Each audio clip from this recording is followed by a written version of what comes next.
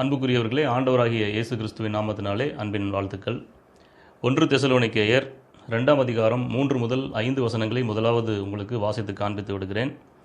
எங்கள் போதகம் வஞ்சகத்தினாலும் துர்ராசையினாலும் உண்டாகவில்லை, அது கபடமுள்ளதாயும் இருக்கவில்லை. சுவிசேஷத்தை எங்களிடத்தில் ஒப்புவிக்கத்தக்கதாய் தேவன் எங்களை உத்தமர் என்று எண்ணினபடியே நாங்கள் மனுஷருக்கு அல்ல, எங்கள் இருதயங்களை சோதித்தருகிற தேவனுக்கே பிரியமுண்டாக பேசுகிறோம். உங்களுக்கு தெரிந்திருக்கிறபடி நாங்கள் ஒரு காலும் இச்சகமான வசனங்களை சொல்லவும் இல்லை, பொருளாசையுள்ளவர்களாய் மாயம் பண்ணவும் இல்லை, தேவனே சாட்சி. அதே 1 தெசலோனிக்கேயர் 2ஆம் அதிகாரம் 9-10 வசனங்களில் இப்படி எழுதியிருக்கிறார். சகோதரரே, நாங்கள் பட்ட பிரயாசமும் வருத்தமும் உங்களுக்கு ஞாபகமாயிருக்கும். உங்களில் ஒருவனுக்கும் பாரமாயிராதபடிக்கு இரவும் பகலும் நாங்கள் வேலை செய்து தேவனுடைய சுவிசேஷத்தை உங்களிடத்தில் பிரசங்கித்தோம். விசுவாசிகளாகிய உங்களுக்குள்ளே நாங்கள் எவ்வளவு பரிசுத்தமும் நீதியும் பிழையின்மையுமாய் நடந்தோம் என்பதற்கு நீங்களும் சாட்சி, தேவனும் சாட்சி. அப்போ தங்களை குறித்தும் தங்களுடைய ஊழியத்தை குறித்தும் எப்படிப்பட்ட சாட்சியை இவர்கள் விளங்க பண்ணியிருக்கிறார்கள், சாட்சியாக எழுதியிருக்கிறார்கள் என்று நாம் கவனித்து பார்க்க வேண்டியது அவசியம். இந்த காலத்தில் கூலிக்காரருடைய அக்கௌண்ட்லேயே ஒரு 1000 ரூபாய் வரைக்கும் இருப்பதற்கு வாய்ப்பு இருக்கிறது. என்னோடய அக்கௌண்ட்டில் பணமே இல்லைங்க அப்படின்னு சொன்னாலும் கூட அது ஜீரோவாக இருக்காது, நிச்சயமாக ஒரு 300-400 ரூபாய் இருக்கும். ஆனால் கர்த்தருக்கென்று ஊழியம் செய்கிறோம் என்று பொது வெளியில் ஊழியம் செய்கிறவர்கள் பொதுவாக எங்கள் அக்கௌண்ட் ஜீரோ என்று சொல்லிவிட முடியாது. அப்படிப்பட்ட ஒரு வீடியோவை சமீபத்தில் பார்க்க நேர்ந்தது. இவர்கள் எல்லாரும் உண்மை சொல்லுகிறார்களா பொய் சொல்லுகிறார்களா அப்படின்னா, உண்மையை சொல்லலை, பாதி உண்மையை சொல்கிறாங்க. பொய் சொல்லலை, பாதி பொய்யை சொல்கிறாங்க. அப்போது பாதி உண்மை பாதி பொய் என்பது மொத்தத்திலும் பொய் என்பது நமக்கு தெரியும். அப்படின்னா பாதி உண்மைங்கிறதும் முழு பொய்க்கு தான் அடையாளம், பாதி உண்மைங்கிறதும் முழு பொய்க்கு தான் அடையாளம். இப்படி பல ஊழியர்கள் தங்களுடைய ஊழியங்களை குறித்தும் ஊழியத்தினுடைய கணக்கு வழக்குகளை குறித்தும் தங்களுடைய சொத்து மதிப்புகளை குறித்தும் பொய்யாய் சொன்ன சில வீடியோக்களை ஒரு சகோதரர் தொகுத்து தன்னுடைய வீடியோ பதிவில் போட்டிருந்தார். ஒரு சகோதரி எப்போவுமே பொய் பேசுகிறவங்க, தேவதூதர்கள் வந்தாங்க, பண்ணாங்க, போனாங்க, செஞ்சாங்கன்னு சொல்கிறவங்க தங்களுடைய அக்கௌண்ட்டை குறித்தும் இப்படி சொல்லியிருக்கிறாங்க. எங்கள் பேங்க் பேலன்ஸ் அவங்க பார்த்தா தான் தெரியும், அது ஜீரோவில் இருக்கு. எங்களுக்கோ எங்கள் குடும்பத்திற்கோ ஒரு பைசாவும் வருவதில்லை, அத்தனையும் கர்த்தருடைய ஊழியத்திற்காகவே செல்லுகிறது. அப்புறம் ஒரு ஊழியக்காரர், இவர் என்னை பார்த்தாலே ஆசீர்வாதம், என்னை தொட்டாலே ஆசீர்வாதம், என் கூட இருக்கிறதே ஆசீர்வாதம் என்று சொல்லுகிறவர் தனக்கென்று எதுவுமே இல்லை என்று பொய் சொல்லுகிறார். இன்றைக்கும் என்னுடைய வீடு ஒரு வாடகை தான், எங்களுக்கு என்று சொந்தமாக எதுவும் கிடையாது.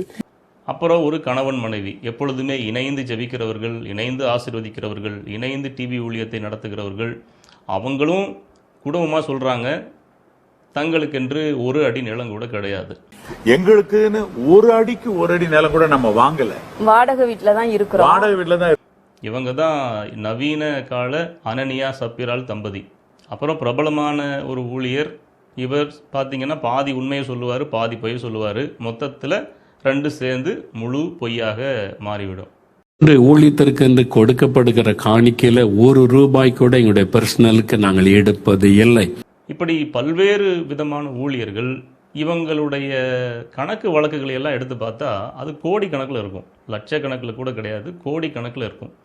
இப்படி இருக்கும்போது எப்படி துணிகரமாக எங்களுக்கென்று எதுவும் இல்லை, என் பேரில் எதுவும் இல்லை, மனைவி பேரில் எதுவும் இல்லை, எங்களுக்குன்னு ஒரு அடி நிலம் இல்லை, இப்படின்னு எல்லாம் சொல்கிறாங்களே, அது உண்மையாக பொய்யா அப்படின்னா அதற்குரிய ரகசியம் இதுதான். பிஸ்னஸ் பண்ணும்போது எப்போவுமே 2 அக்கௌண்ட்டை மெயின்டைன் பண்ணுவாங்க. ஒன்று பர்சனல் அக்கௌண்ட்டில் மெயின்டைன் பண்ணுவாங்க, இன்னொன்று கரண்ட் அக்கௌண்ட்டில் மெயின்டைன் பண்ணுவாங்க. இப்போ ஜீசஸ் கால்ஸ் அப்படின்னு எடுத்துக்கிட்டால் அவங்களுடைய வெப்சைட்டை போய் நீங்கள் எடுத்து பார்த்தீங்கன்னா கிட்டத்தட்ட 10க்கும் மேற்பட்ட அக்கௌண்ட் நம்பரில் கொடுத்துருப்பாங்க. ஒவ்வொரு ஊர்லேயும் ஜெபகோபுரம்னு சொல்லி வைக்கிறாங்களா, அப்படி ஒவ்வொரு ஊருக்கும் ஒவ்வொரு அக்கௌண்ட்டை கொடுத்துருப்பாங்க. அவன் அந்த ஒவ்வொரு அக்கௌண்ட்டுமே ஜீரோவில் தான் இருக்குமா அப்படின்னா இல்லை, லட்சக்கணக்கான பணங்கள் அல்லது கோடிக்கணக்கான பணங்கள் இவைகளால் அந்த அக்கௌண்ட் நிச்சயமாக நிரம்பி இருக்கும். அவங்களுடைய வருஷாந்திர இன்கம் டேக்ஸை எடுத்து பார்த்தாலே இந்த விஷயங்கள் தெரிய வந்துடும்.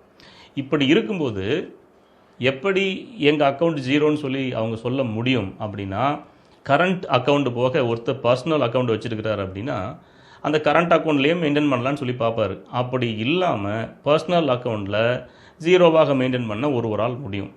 இப்போ இவங்க சொல்லும்போது எதை பற்றி சொல்கிறாங்க அப்படின்னா, எங்களுடைய அக்கௌண்ட் ஜீரோவில் இருக்குது அப்படின்னா அந்த பர்சனல் அக்கௌண்ட் சொல்லுவாங்க.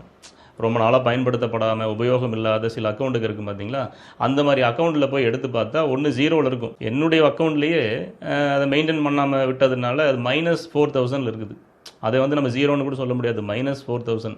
இப்படி இருக்கிறத தூக்கி என்னுடைய அக்கௌண்ட் ஜீரோ தான் அப்படின்னு சொன்னால் அதை யார் நம்புவாங்க? ஏன்னா எனக்கு ஒரு 3 அக்கௌண்ட் இருக்குது அப்படின்னா நான் ஒரு அக்கௌண்ட்டில் ஜீரோ அல்லது மைனஸில் மெயின்டைன் பண்ணிவிட்டு என்னுடைய அக்கௌண்ட் முழுக்க ஜீரோ அப்படின்னு சொன்னால் யார் நம்புவாங்க?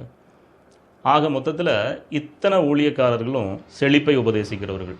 தங்களிடத்தில் வருகிறவர்களுக்கு கர்த்தர் உங்களை ஆசீர்வதிப்பார், கர்த்தர் உங்களுக்கு வீடு கட்டி கொடுப்பார், கர்த்தர் உங்களுக்கு வாகனத்தை கொடுப்பார், கர்த்தர் உங்களுக்கு அதை கொடுப்பார், இதை கொடுப்பார்னு ஆசீர்வதிக்கிறவங்க. ஆனால் ஆசீர்வதிக்கிற இவங்களே, செழிப்பை போதிக்கிற இவர்களே, எனக்குன்னு ஒரு அடி நிலம் இல்லை, எனக்குன்னு ₹1 பணம் இல்லை அப்படின்னு சொல்கிறாங்க. அப்படின்னா இது கடைஞ்சி எடுத்த பொய்ன்னு சொல்லாமல் வேற என்ன சொல்கிறது? அப்போ இது யாரை ஏமாற்றுவதற்கு அப்படின்னா அரசாங்கத்தையும் ஏமாத்துறாங்க, மக்களையும் ஏமாத்துறாங்க, தங்களை தாங்களே ஏமாற்றி கொள்ளுகிறார்கள்.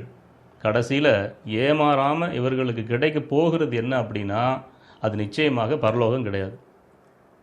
இவர்களை நம்புகிறவர்களுக்கு இவர்கள் என்ன செய்கிறாங்க அப்படின்னா இவங்க ஏதோ செல்வ செழிப்பில் வாழ்ந்துட்டு இருக்கிறாங்கன்னு நினச்சிக்க கூடாது அப்படின்னு சொல்லிட்டு இப்படிப்பட்ட பொய்களை எல்லாம் அவ்வப்போது அவிழ்த்து விடுவாங்க. ஆனால் இவங்க வருகிற கார்களுடைய மதிப்பை மட்டும் பாருங்கள், லட்சக்கணக்கில் இருக்கும். இவங்களுடைய பிள்ளைகளுடைய திருமண செலவை பாருங்கள், அதுவும் லட்சக்கணக்கில் இருக்கும். ஆக மொத்தத்தில் இவங்க பணம் ஒன்றே குறிக்கோளாக ஓடுகிற, வயிற்றை மட்டுமே தேவனாக கொண்டிருக்கிற ஊழியர்கள். ஊழியர்கள்னால் தேவனுக்கு ஊழியம் கிடையாது, வயிறு என்கிற தேவனுக்கு ஊழியர்கள். இன்றைக்கு பொது வெளியில் கண்களுக்கு தென்படுகிற கிறிஸ்தவத்துக்குள் நடந்து கொண்டிருக்கிற அக்கிரமங்கள் இப்படி பணத்தாலும் பொருளாலும் இருக்கிறது, பொய்களால் நிரம்பி வழிகிறது.